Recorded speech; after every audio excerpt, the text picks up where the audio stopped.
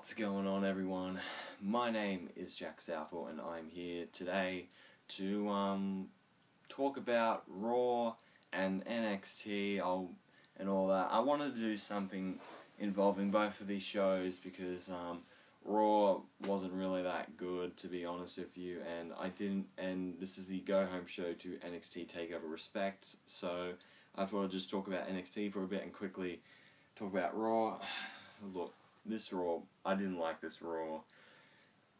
We had Xavier Woods answering the Cena Open Challenge, which then ended in disqualification, which then transformed to a six-man tag with the New Day versus the Dudley Boys and John Cena, which seemed to be the theme of the night, where two people would wrestle and then automatically have a tag team or a six-man tag team match. That was the whole theme of the night. So, yeah, just a bunch of matches you've seen a million times. We had Neville versus Stardust again. Oh my god. We had, what else? We had Big Show versus Mark Henry. Oh, how exciting is that? Big Show won. WWE, stop trying to make Big Show. Oh, well, don't, but like, I understand you're trying to make him look strong, and he's supposed to face this big, huge monster known as Brock Lesnar in Madison Square Garden, but we know he's not going to win. We know for a damn fact Brock Lesnar is going to decimate the Big Show, which will be very entertaining to see.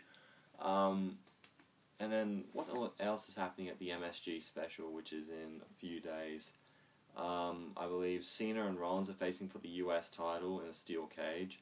I don't know, but I heard that Kevin Owens was facing Chris Jericho for the Intercontinental Championship.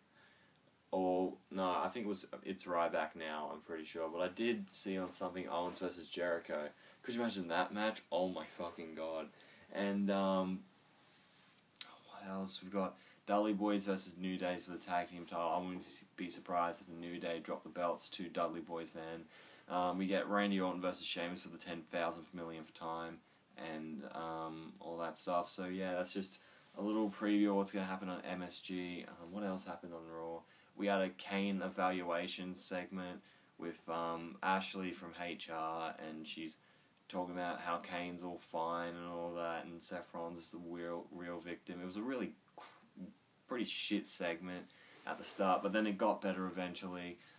Seth Rollins just did a terrible pedigree, and I'm like, oh my god, this is the most retired segment I've ever seen. But then he goes to beat up on Kane's leg and all that, which is like, fair enough. Kane gets taken out to the back, and all of a sudden, he just like that, turns into the big red demon Kane, and he's trying to sell his foot injury, but then he stomps his foot, and he's all ready to go. He goes after Rollins. Rollins is crapping himself, and Kane beats the shit out of him, holds the title. So now we're probably going to get Kane versus Seth Rollins in the Hell in a Cell, which should be pretty damn interesting. Anything else happened on Raw? I think we did see a continuation of the Divas segment. Charlotte and Becky Lynch were on, I believe, Miz TV again, and Paige came out. I think she talked some more shit. Team Bella came out, talked some shit, and then we had Team Bella versus PCB for no fucking reason. And then Paige just walks out because she's a heel. Then Natalya comes out. I was like, what the hell are you doing? I'm like, I'll go help him out. But then Paige knocked her out and all that, and Team Bella got the win, so you know, that makes sense. But yeah, that was Raw pretty much in a nut. Oh, before I got to talk about Roman Reigns versus Bray Wyatt. They were the main event. It was a bit boring, the actual match, but when they got into the outside stuff, it got pretty interesting. Bray Wyatt threw one of the workers at Roman Reigns, which is pretty good, and the spear where they're on the table, and then Roman Reigns speared Bray Wyatt through the other table. That was a sick spot. So yeah, why didn't they make it a Falls Count Anywhere match? That would have been awesome. So get out my extra light on me.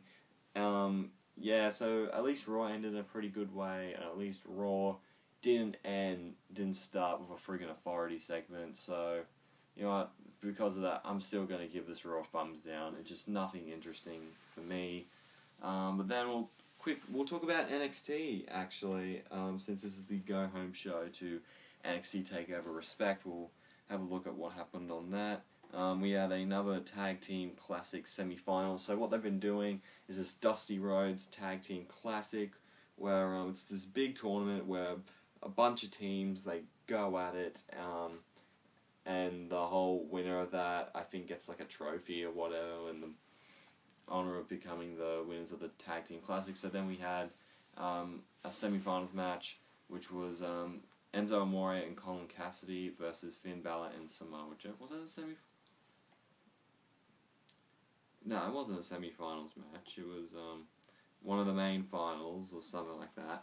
And so yeah, Enzo Amore and Colin Cassidy, they're over as shit, of course, because they're friggin' awesome. And Finn Balor and Samoa Joe, they're gonna face those two. We can definitely see that coming at London Takeover. I can definitely see them having a match for the NXT title, which would be amazing. Joe would probably turn heel, but Finn Balor and Samoa Joe ended up getting the win. You know, Enzo and Cass, they could have done awesome with the Tag Team Classic, but it doesn't matter. They're still a strong team anyway, and Finn Balor and Samoa Joe will be facing Scott Dawson and Dash Wilder, who have been doing pretty well in the semi-finals matchup. So then we get Apollo Crews versus Johnny Gargano, who's joined NXT. They're best friends and they have a pretty okay match. Apollo Crews got the win. And then we had, I think it was like a backstage segment with Anna and Dana Brooke, because Asuka, who was a Japanese women's wrestler, she signed a contract last week, and I think Dana Brooke came out and stirred some shit. So it was revealed that she would be facing Asuka at Takeover Respect, and William Regal's like, oh, you don't seem too intimidated by her.